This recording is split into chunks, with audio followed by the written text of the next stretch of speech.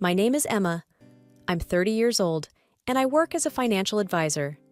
That's where I met David, my now ex-husband. I remember that day like it was yesterday. He walked into my office with a stack of papers and a troubled look on his face. "Emma, right?" he said, offering a handshake. "I'm David Caldwell. I heard you're the best in sorting out financial messes." "That's what they say," I replied, smiling. "Let's see what we can do about yours." David was tall, with short brown hair and eyes that seemed to smile even when he didn't. As I sifted through his documents, we started talking. It wasn't just about numbers and taxes. We talked about our favorite movies, music, and even debated over the best pizza in town. He had this easy way about him that made hours feel like minutes. "You know, I never thought sorting my finances would be this enjoyable," David admitted as we wrapped up. "Guess I have a magic touch," I joked. David laughed. "Would you like to grab a coffee sometime? My treat, for making this not as painful as I expected." That coffee turned into dinner, and dinners turned into weekend getaways. We were inseparable. After 6 months, David proposed, and without a moment's hesitation, I said yes. It was a whirlwind romance, but it felt right. Our wedding was simple yet beautiful. Standing there, exchanging vows, I thought I had found my forever. David's mom, Barbara, was there too. She was a stern-looking woman, but seemed happy for us.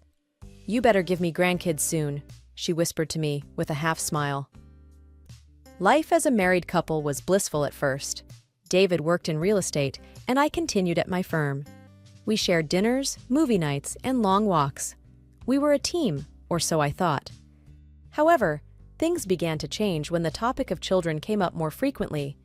It started with occasional remarks from Barbara, but soon became her constant demand. She would call and ask if I was pregnant yet, and during visits she'd say, "A grandchild would make this family complete." David always laughed it off. "Mom, give us some time," he'd say, but the pressure was building. At first, I tried to be understanding. After all, she was just an excited grandmother-to-be. But her persistence started to weigh on me.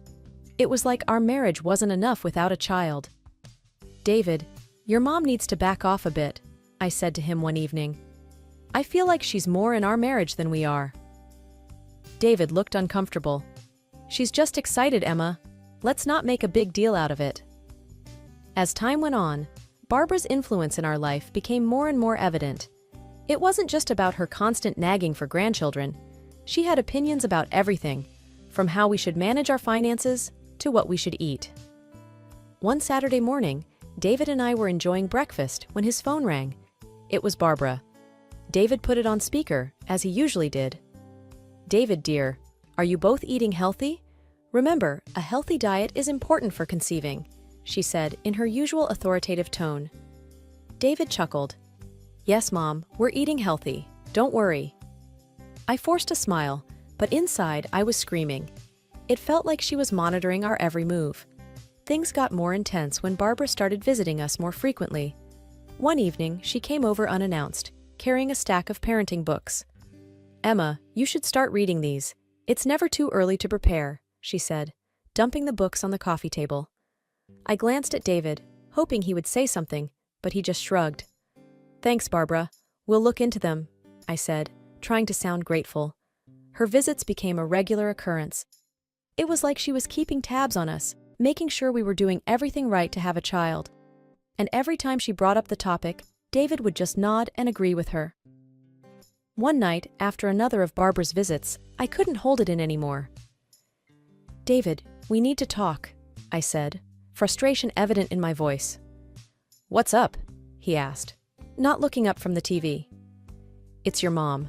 She's suffocating us with this baby talk. We barely have time to be a couple without her interference," I said. David finally looked at me. "She's just excited, Emma. She means well." "Excited or obsessed?" I countered. "It feels like she's the third person in our marriage." David sighed. "She's my mom. What do you want me to do? Tell her to stop caring?" "It's not about caring, David. It's about respecting our space, our decisions. Can't you see that?" David didn't respond. He just turned back to the TV, and that was the end of our conversation. But it wasn't the end of the issue. If anything, it only got worse. Barbara's visits became more frequent and her comments more intrusive. "You two should go on a vacation. Just relax. It'll help with conception," she suggested one day. "Maybe Emma should quit her job, reduce the stress," she said on another occasion. It felt like she was dictating our life, and David was letting her. I started feeling like a stranger in my own marriage. The love and understanding that had once bonded David and me seemed to be slipping away, lost in the shadow of Barbara's overbearing presence. The constant pressure about having a baby started to take its toll on both of us. David and I were arguing more often, and the romance that once filled our home seemed to have evaporated. Still, amidst all this, I held on to the hope that things would get better, that we'd find our way back to each other. But then came the day that changed everything. David came home late one evening, looking more downcast than usual. I was in the kitchen, trying to fix us a quick dinner. "David, is everything okay?" I asked, concerned. He slumped into a chair at the kitchen table, burying his face in his hands. "We need to talk, Emma." That tone in his voice sent a chill down my spine. I sat across from him, my heart pounding. "It's about us. Trying to have a baby," he started, not meeting my eyes. "What about it?" I asked, a knot forming in my stomach.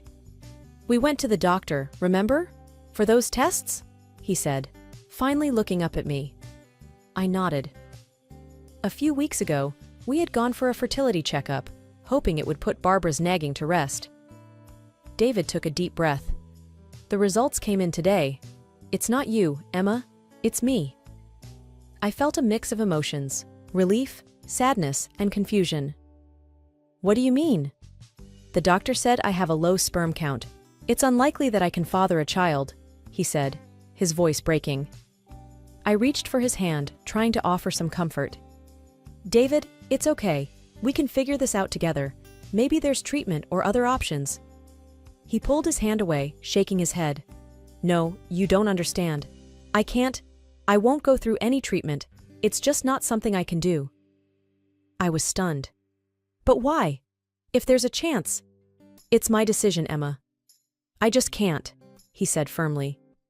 I couldn't believe what I was hearing. The man I loved, who always seemed so strong and confident, was giving up without even trying. "David, please, don't let this come between us. We can work through it," I pleaded. He stood up, avoiding my gaze. "I need some time alone to think about all this." And just like that, he walked out of the kitchen, leaving me sitting there, trying to process it all. I couldn't understand why he wouldn't even consider treatment. Was his pride more important than our chance to have a family? The next few days were like walking on eggshells. David barely spoke to me, and when he did, it was short and cold.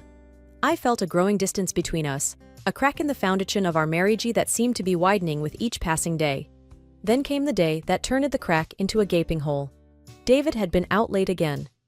I was in bed, pretending to be asleep when he came in. He thought I was asleep and started talking to someone on the phone. "Yes, Mom, I got the results. It's not good." "No, I don't want treatment." "I know, but I can't." "Yes, I'll figure something out." Hearing him talk to his mom about something so personal, something he barely discussed with me, felt like a betrayal. It was clear that Barbara's shadow loomed larger over our marriage than I had ever realized. I lay there in the dark, tears streaming down my face, feeling utterly alone. Our marriage was crumbling, and I didn't know how to save it. Life at home had become unbearable. David and I were like strangers, living under the same roof. The love and warmth that once defined our relationship seemed like a distant memory. But just when I thought things couldn't get any worse, life threw me a curveball. I had been feeling under the weather for a few days. At first, I thought it was just stress, but then I missed my period. A part of me was scared to even entertain the thought, but I knew I had to find out. So, one morning, I bought a pregnancy test. Sitting in the bathroom, waiting for the result felt like the longest few minutes of my life. And then, there it was. A positive result. I was pregnant. For a moment, I was in disbelief. After all the talk about David's infertility, this felt like a miracle. A ray of hope in the midst of our crumbling marriage. But how would David react? I decided to tell him that evening. He came home late, as usual, and barely acknowledged me. I took a deep breath and approached him. "David, we need to talk," I said, my voice trembling. He looked up, his expression weary. "What is it now, Emma?" "I'm pregnant," I blurted out. For a moment there was silence. Then he laughed, a bitter, cynical laugh. "Pregnant? How? According to the doctors, I can't—" "I don't know, but the test is positive. We're going to have a baby," I said, tears welling up in my eyes. He stood up abruptly, anger flashing in his eyes. "This is some kind of joke, right? You're trying to trap me?" I was shocked. "Trap you? David, I'm telling you we're going to have a baby. Our baby." He paced the room, running his hands through his hair. "No, this can't be. You must have cheated. That's it, isn't it? You cheated on me." I felt like I had been slapped. "Cheated? How can you even say that? I've been nothing but faithful to you." He wasn't listening. He was too consumed by his own rage and disbelief. "Get out. I want you out of this house," he yelled. "David, please, let's talk about this. We can go to the doctor, get a confirmation," I pleaded. But it was like talking to a wall. He stormed out of the room, slamming the door behind him. That night, I slept in the guest room, my mind a whirlwind of emotions. The next day, David was gone before I woke up. His mother, Barbara, showed up instead. The look on her face was a mix of anger and disgust. "You should be ashamed of yourself, Emma, trapping my son with another man's child," she spat. "I didn't cheat on David. This child is his," I defended myself. She laughed, a cold, mocking laugh. "Do you take me for a fool? My son can't have children. You're just a gold digger, trying to secure your future." I was stunned by her cruelty. "This is David's child. I've never been with anyone else." She moved closer, her voice venomous. "You have 1 week to pack your things and leave. And don't even think about asking for alimony or child support. You won't get a dime from us." The ultimatum from Barbara was the last straw. I knew I couldn't continue living in a house filled with resentment and accusations. It was time to take control of my life, for my sake and for the baby's. First things first, I filed for divorce. It wasn't an easy decision, but it was necessary. David and his mother tried to make it difficult. They wanted a piece of everything I had, claiming it was their right. But I had a strong case. Everything I owned, all my savings and property, were mine long before David entered my life.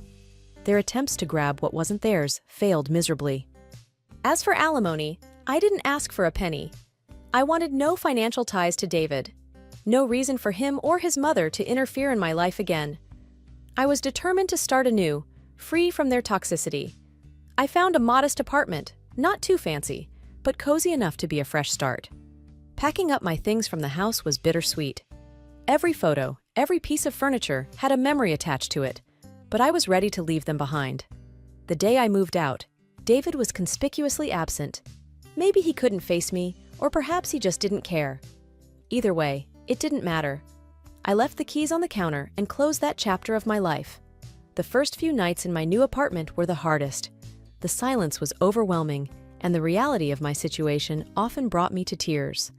But I found solace in the little life growing inside me. Talking to my unborn child became a nightly ritual, filling the emptiness with hope and love. Gradually, life in my new apartment started to feel less like a refuge and more like a home. I found comfort in my routine, and the bond with my unborn child grew stronger each day. One afternoon, as I was sorting through some old things, I found a photo of David and me from happier times. A pang of sadness hit me, but it was quickly replaced by a sense of relief. That chapter of my life was over. Then my phone rang. It was David. "Emma, I've received the divorce papers," he said, his voice emotionless. "I'm glad they reached you. Please take care of the formalities," I responded calmly. There was a pause before he added, "I won't bother you about the baby. You won't hear from me again." It was a cold goodbye, but it was closure. As I hung up, I realized that in my solitude, I had found an inner strength I never knew I had. I was ready to face the future, not as David's estranged wife, but as a strong, independent woman and a loving mother. It was a quiet evening, and I was sitting on the couch, browsing through a magazine while Jacob, my 4-year-old son, played with his toys on the floor. The peace was interrupted by a sudden knock on the door. Puzzled, I went to answer it, wondering who it could be at this hour. Standing there was a woman I barely recognized, but her eyes held a familiar sorrow. "Hi, Emma. It's been a long time," she said hesitantly. It took me a moment, but then I recognized her as Linda, a friend I had known through my ex-husband. "Linda, yes, it has been. What brings you here?" She shifted uncomfortably, looking past me at Jacob, who was now peeking around my legs. "I thought you should know. About David." David. Just hearing his name after all these years sent a chill down my spine. "What about him?" I asked, trying to keep my voice steady. Linda sighed. "He's not doing well, Emma. After you left, things went downhill for him. He became an alcoholic. He remarried a few years ago and had a child, but the boy was born with disabilities. David couldn't handle it. He left them, divorced his wife, and now he's refusing to pay child support. He's in legal trouble." The news hit me hard, but not in the way Linda might have expected. I felt a deep sadness, not for David, but for his child and the woman he had left behind. "That's terrible," I said softly. Linda nodded. "I thought you should know. Given your past with him." I appreciated her concern, but knew I had to set boundaries. "Thank you for telling me, Linda, but that part of my life is over. David made his choices, and they have nothing to do with me or my son." Linda looked at Jacob, then back at me. "I understand, Emma. I just thought—" I smiled, albeit a little sadly. "I appreciate it, Linda, but my focus is on Jacob and our life now. What David does or doesn't do isn't my concern anymore." She nodded, seemingly understanding. "I hope you and Jacob are happy, Emma. You both deserve it." "Thank you, we are." I glanced at Jacob, who was now fully engrossed in his toys again. "And I intend to keep it that way." After Linda left, I closed the door and leaned against it for a moment, taking deep breaths. The past had a way of sneaking up on you, but I was determined not to let it overshadow the life I had built for myself and my son. The park was vibrant that day, with laughter and the sounds of children playing. I was there with Jacob, my heart swelling with pride as I watched him run around. Then, a familiar, unwelcome voice sliced through the air. "Emma, is that you?" I turned, my heart sinking. Barbara, my former mother-in-law, was approaching, her eyes fixed on Jacob. "Barbara?" I said coolly. "What are you doing here?" Ignoring my tone, her gaze was locked on Jacob. "He's grown so much. He's your son, right?" "Yes, this is Jacob," I answered, moving subtly to stand between her and my son. Barbara's eyes sparkled with a disturbing kind of eagerness. "I was hoping to see him. After all, he's my grandson." I felt a wave of anger. "And why would you want to see him?" "Well, you know, my other grandson." She trailed off, her face twisting. "He's not... well, he's sick. It's just not the same. I want to be part of a healthy grandchild's life." Her words struck me like a slap. The contempt in her voice for her own grandchild was appalling. "Barbara," I said, my voice steely, "you have no right to be part of Jacob's life. Not after everything that happened." "But Emma, that was all David's doing," she protested. I shook my head. "You supported him. You turned against me when I was carrying your grandchild. And now you speak with such disgust about your other grandson just because he's sick. That's unforgivable." Barbara's face reddened. "You can't keep me away from my grandson." "I can, and I will," I declared firmly. "Jacob doesn't need someone in his life who values people based on their health. He will not be part of your twisted view of family." She looked like she was about to argue, but I cut her off. "This conversation is over. Stay away from us, Barbara. Your presence is neither wanted nor welcomed." I took Jacob's hand and walked away, leaving Barbara standing alone, her face a mix of anger and disbelief. As we walked, Jacob looked up at me, his innocent eyes filled with questions. "Mommy, who was that lady?" "That was someone we used to know, sweetheart," I replied gently, "but she's not part of our lives anymore." Sitting on the porch, watching the sunset paint the sky with warm colors, I felt a sense of peace I hadn't known in years. Jacob was inside, his laughter echoing as he played. Life had settled into a calm rhythm, the storms of the past now distant memories. "Mom, look what I made!" Jacob's voice pulled me back from my thoughts. He came running out, holding a drawing in his hands. It was a picture of the two of us, smiling under a big, bright sun. "It's beautiful, Jacob," I said, pulling him into a hug. "You're quite the artist." He beamed with pride. "I want to put it on the fridge." "Let's do that," I smiled, following him inside. As we walked, I thought about how far we'd come. There was a time when the weight of the past felt crushing, but now it seemed like a distant echo. Later that evening, after Jacob was asleep, I sat down with a cup of tea, reflecting on everything. The phone rang, disrupting the quiet. I hesitated but decided to answer it. "Hello?" It was my sister Anna. "Hey Emma, I just wanted to check in. How are you and Jacob doing?" "We're doing well, Anna. Jacob's growing up so fast," I replied, a smile in my voice. "I heard about your run-in with Barbara." "Are you okay?" she asked, concern lacing her words. I sighed. "Yeah, it was unexpected, but I'm okay. It's just a reminder of the past." "I know it's tough, but you've come so far, Emma. You're strong, and you've built a wonderful life for you and Jacob," she said encouragingly. Her words warmed my heart. "Thanks, Anna. It means a lot."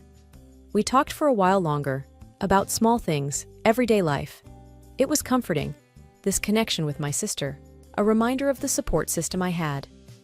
After hanging up, I went to the living room where Jacob's drawing was displayed on the fridge. Looking at it, I realized how much we had both grown. The pain and anger of the past had faded, leaving room for healing and new beginnings. I walked to Jacob's room, watching him sleep peacefully. Leaning down, I kissed his forehead gently. "Good night, my little artist," I whispered. Back on the porch, I gazed at the stars emerging in the night sky. The echoes of the past were fading, their hold on me loosening. In their place was hope, a quiet strength, and the unconditional love between a mother and her son.